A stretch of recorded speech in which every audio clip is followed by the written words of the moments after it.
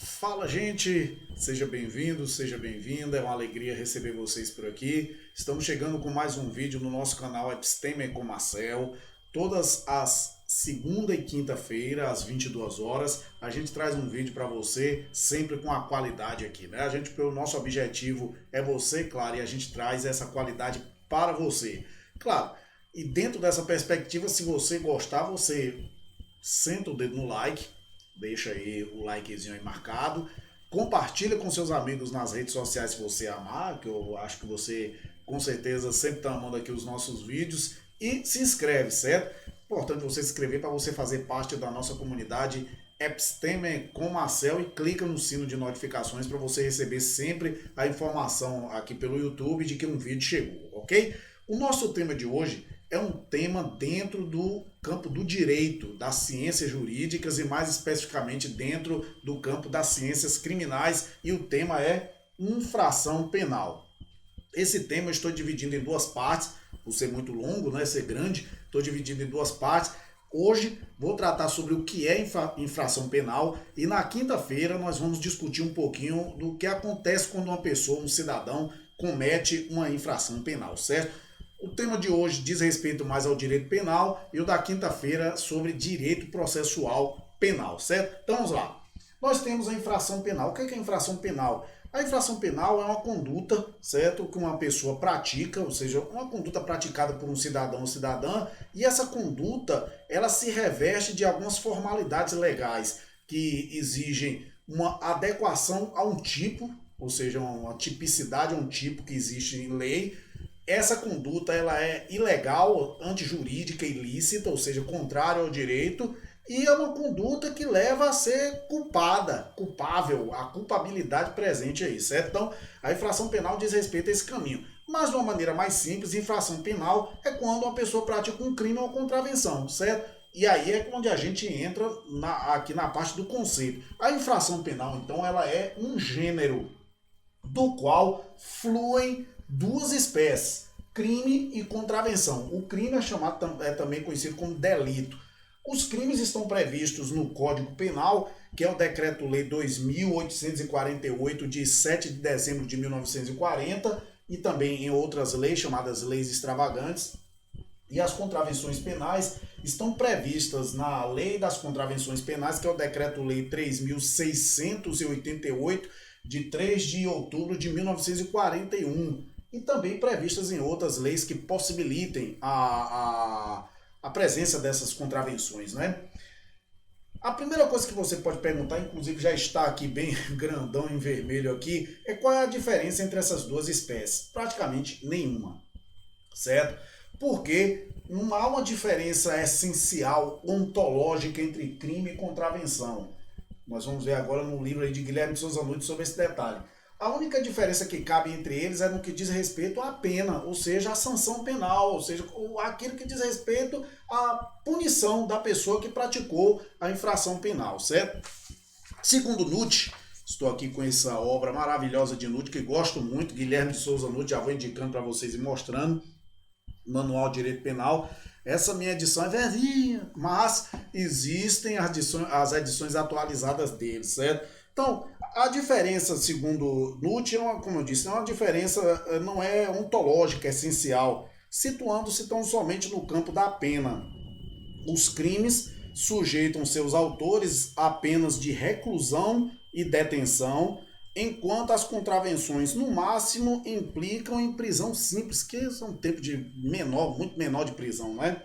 Além disso, aos crimes combinam-se penas privativas de liberdade isolada, alternativa ou cumulativamente com multa, enquanto para as contravenções penais admite-se a possibilidade de fixação unicamente de multa, certo? O que não é possível no crime. Então o crime ele sempre traz penas de reclusão ou detenção e multa, também, né? E multa ou multa, certo? Já na contravenção é possível a aplicação de somente multa, ou seja, pode-se aplicar prisão simples com multa ou só multa, certo? Mas no caso do crime, não. Do crime, exige-se também a pena privativa de liberdade junto com a multa. Não pode ser só a multa, ok? Então, inicialmente a gente já tem essa visão e a partir daí você então vai perceber o que seja a infração penal. A partir do conceito de crime, você vai entender o que é infração penal, porque justamente a contravenção entra nesse mesmo bojo de conceito, porque a contravenção, como nós vimos, né, a diferença diz respeito somente à pena. Segundo Nutt, no conceito material, o crime é a concepção da sociedade sobre o que pode e deve ser proibido mediante a aplicação de sanção penal. É, pois, a conduta que ofende um bem juridicamente protegido, e esse bem e essa conduta ilegal é merecedora de uma pena. Trata-se de uma conduta típica, antijurídica e culpável, vale dizer, uma ação ou omissão ajustada a um modelo legal de conduta proibida, que é chamado de tipicidade, contrária ao direito, é a antijuridicidade, e sujeita a um juízo de reprovação social incidente sobre o fato e seu autor, desde que existam imputabilidade, ou seja, a pessoa é possível culpar a pessoa, né? Porque existe possibilidade de a pessoa não ser culpável. Menores, criança, doentes mentais, uma certa situação aí, mas nós não vamos entrar muito nesses detalhes não. Só para você ter uma ideia justamente. Então, trazendo o conceito de crime, então, de infração penal, de contravenção, para você entender justamente essa parte teórica, é justamente essa conduta que a pessoa, que o cidadão pratica, e essa conduta é uma conduta proibida por lei, certo? Ela é uma conduta que ofende o direito. Essa conduta que ele pratica encontra já um tipo lá na lei dizendo que aquilo é errado, certo? E ele vai ser punido, ou seja, há culpabilidade nessa situação. Vamos botar um exemplo para você entender. O cidadão, existe o tipo chamado de roubo, artigo 157 do Código Penal.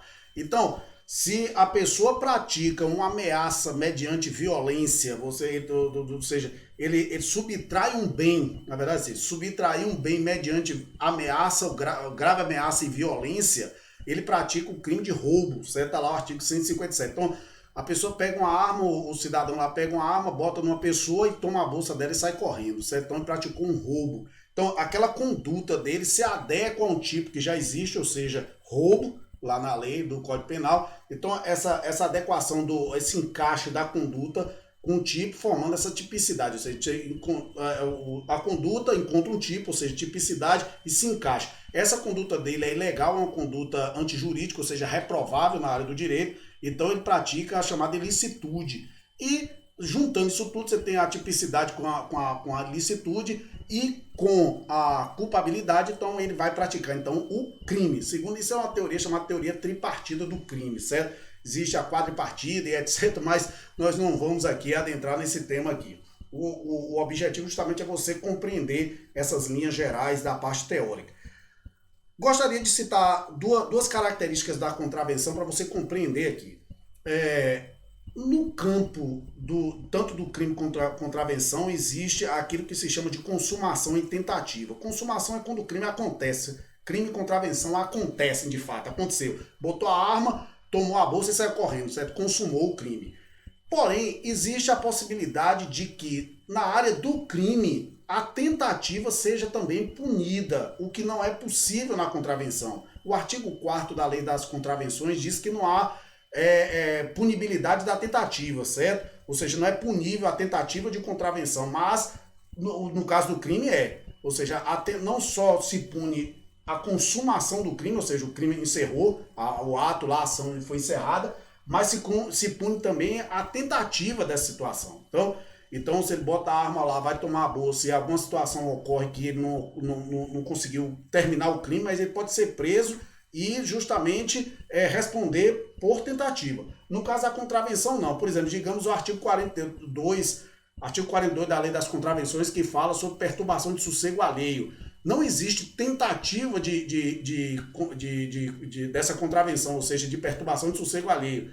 A pessoa vai ser punida se cometeu a contravenção e não vai ser punida se não cometeu, certo? Então não tem meio de caminho, aí não existe tentativa, certo? É ou não é, certo? Ou fez ou não fez. Uma linguagem bem simples, fez ou não fez.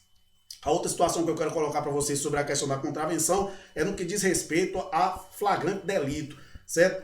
A Lei 9.099 prevê os chamados prevê as chamadas infrações de menor potencial ofensivo, certo? Entre essas infrações de menor potencial ofensivo estão as contravenções penais. Isso é o artigo 61. No artigo 69 dessa lei 9.099 de 1995, que é a chamada Lei dos Juizados Especiais, lá no artigo 69, diz que não se impõe prisão em flagrante nas infrações de menor potencial ofensivo. Portanto, entra também as contravenções penais. Então, no crime, há a possibilidade, sim, do flagrante, certo? Das contravenções, segundo a Lei 9.099 de 95, não há possibilidade dessa aplicação de prisão em flagrante, da formalização do flagrante no caso das contravenções penais, por serem infrações de menor potencial ofensivo, ok? Então, deixando clara a situação. No próximo vídeo a gente vai discutir um pouquinho sobre o que acontece quando a pessoa pratica uma infração penal. Já, como eu disse para vocês, lá essa discussão do próximo vídeo será no campo do direito processual penal, porque aqui foi no campo do direito penal, ok? Beijão, abraço para todos.